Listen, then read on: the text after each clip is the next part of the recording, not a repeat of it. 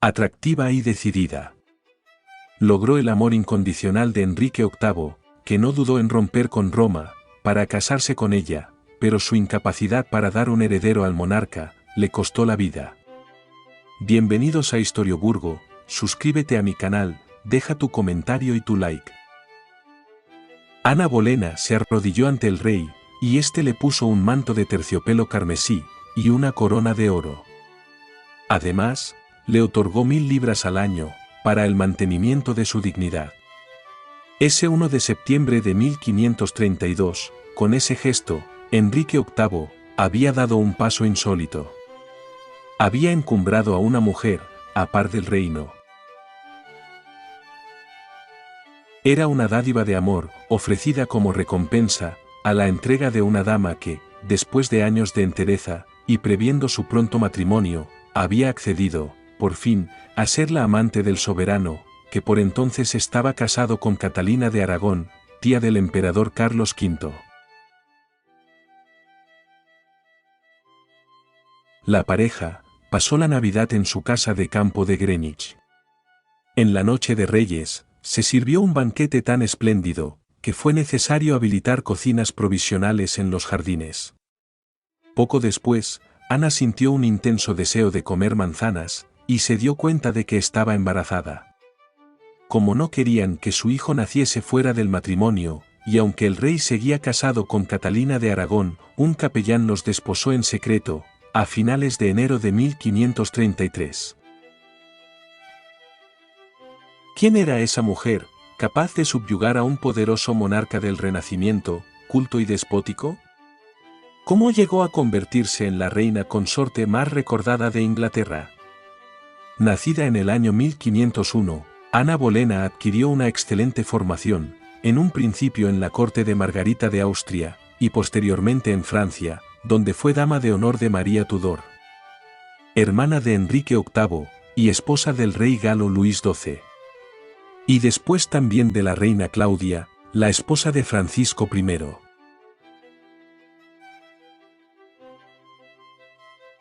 Además de modales cortesanos y cultura, tal vez aprendió otras habilidades más dudosas, en la promiscua corte de Francisco I.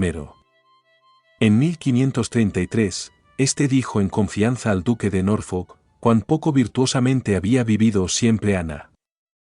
El propio Enrique VIII, confesó al embajador español, en 1536, que su mujer había sido corrompida en Francia, y que él no lo descubrió, hasta que empezó a tener relaciones sexuales con ella. Como quiera que fuese, tras su regreso a Inglaterra en 1525, Ana no tardó en atraer la atención de Enrique. Mujer bella e inteligente, hablaba francés con soltura, y poseía conocimientos de latín. Destacaba en la danza, la música y la poesía, y vestía siempre a la última moda. Aunque Enrique le declaró su amor en 1526, ella se negó a ser su concubina, porque sabía, lo pronto que se hartaba el rey, de las que le habían servido como queridas. Ana aspiraba a ocupar el trono de Inglaterra, y en consecuencia, coqueteaba con el monarca, se hacía de rogar o se dejaba querer, sin embargo, rehuía la consumación carnal. De la pasión que despertaba en el rey, son testimonio las cartas que él le escribió, entre 1527 y 1529, en una de las cuales confesaba: «Deseo estar en los brazos de mi amada, cuyos bonitos pechos, espero besar dentro de poco. Confío gozar, de aquello que tanto he anhelado, con satisfacción de ambos». En 1528, Ana actuaba ya como si fuera la reina.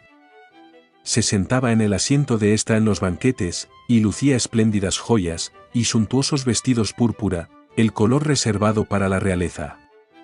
Se le rendía mayor homenaje que a Catalina de Aragón, cada vez más arrinconada, pero esto no le bastaba. En una ocasión, en que Enrique cenó con la reina, Ana armó un escándalo, y le expresó airada sus quejas por las demoras, en la anulación del vínculo marital que le unía a Catalina. Incluso insinuó que le dejaría, y declaró que estaba malgastando su juventud, inútilmente. El problema de la nulidad matrimonial polarizó la opinión entre la nobleza y provocó una porfiada lucha por el poder. En aquel momento, existían tres facciones en la corte, quienes seguían al cardenal Wolsey, a un ministro principal, y apoyaban al rey. Los conservadores, que secundaban discretamente a la reina Catalina. Y la facción de los Bolena, que pronto sería la más poderosa, y estaba liderada por la propia Ana, Thomas y George Bolena, y Sir Francis Bryan. Absolutamente comprometida con la causa de la Reforma protestante, Chapwis, embajador de Carlos V, la describió como más luterana que el propio Lutero. Ana logró derrocar a su enemigo, el cardenal Wolsey, cuya caída, en octubre de 1529, propició el ascenso de Thomas Cranmer. Este desencallaría la espinosa cuestión del divorcio de Enrique, y sería recompensado por ello con el arzobispado de Canterbury. El 1 de septiembre de 1532, Enrique y Ana visitaron al rey de Francia, Francisco I. Su intención era recabar el apoyo de este para celebrar un matrimonio, al que se oponían Carlos V y el Papa Clemente VII. Ana triunfó totalmente, lució un fastuoso vestuario, y llevó las joyas de las reinas de Inglaterra, arrancadas por la fuerza a Catalina. A principios de 1533, y tras su boda secreta con Enrique, Ana se había convertido en reina, a todos los efectos menos de nombre. Cranmer acudió en su ayuda, y propuso medidas radicales, para legalizar la situación. Así, en abril el Parlamento aprobó el Acta de Restricción de Apelaciones, la primera de las leyes que acabarían provocando el cisma inglés, y la creación de la Iglesia Anglicana. El Papa quedaba de ese modo desautorizado para juzgar el litigio matrimonial de Enrique, y Catalina de Aragón ya no podría apelar al Vaticano contra las decisiones tomadas por las autoridades religiosas inglesas. El 23 de mayo, el arzobispo Cranmer convocó un tribunal eclesiástico que declaró nula la unión del rey con Catalina, y solo 5 días después, sentenció que la boda entre Enrique y Ana era válida y legítima. La apoteósica coronación de Ana Bolena superó en esplendor a la de todas sus predecesoras. El 31 de mayo, vestida de paño de oro y armiño blanco, hizo su entrada en Londres, y recorrió la ciudad en una procesión que se extendía a lo largo de más de medio kilómetro.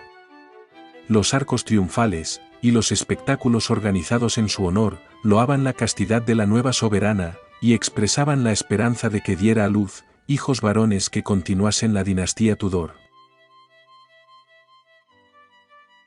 La facción de los Bolena se encontraba en el cenit de su poder.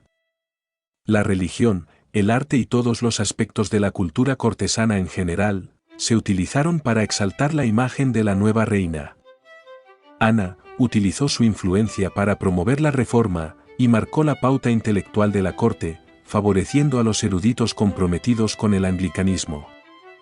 Rara vez se la veía en público sin llevar un devocionario en las manos, y además entregó a sus damas un librito de rezos, que podía llevarse colgado del cinturón. En el verano de 1533, Ana se enteró de que Enrique tenía un escarceo con una bella dama, hecho habitual cuando sus esposas estaban embarazadas. A diferencia de Catalina, le afeó su conducta y usó palabras que no gustaron nada al rey. Este, furioso, le dijo que debía aguantarse como habían hecho otras mejores que ella, advirtiéndole que podía hundirla tan rápidamente como la había encumbrado. El nacimiento el 7 de septiembre, no del esperado varón, sino de una hija, la futura Isabel I, no contribuyó en nada a mejorar la relación entre los esposos. Tal como se encargó de informar el embajador veneciano, el rey está ya fatigado hasta la saciedad de su nueva reina. Sin embargo, había que acabar con la oposición al matrimonio real. En 1534, el Parlamento dictó un acta de supremacía, que consagraba al rey, como jefe supremo de la Iglesia de Inglaterra, cortando definitivamente el vínculo entre Enrique y Roma, y luego otorgó la sucesión a la princesa Isabel, en detrimento de María, hija de Catalina. Todo el que no jurara estas disposiciones, podía ser condenado a muerte por alta traición. Así, cayeron las cabezas de quienes, como Tomás Moro, se opusieron a ello. Pero después de sufrir un aborto, Ana se vio sometida a una gran presión.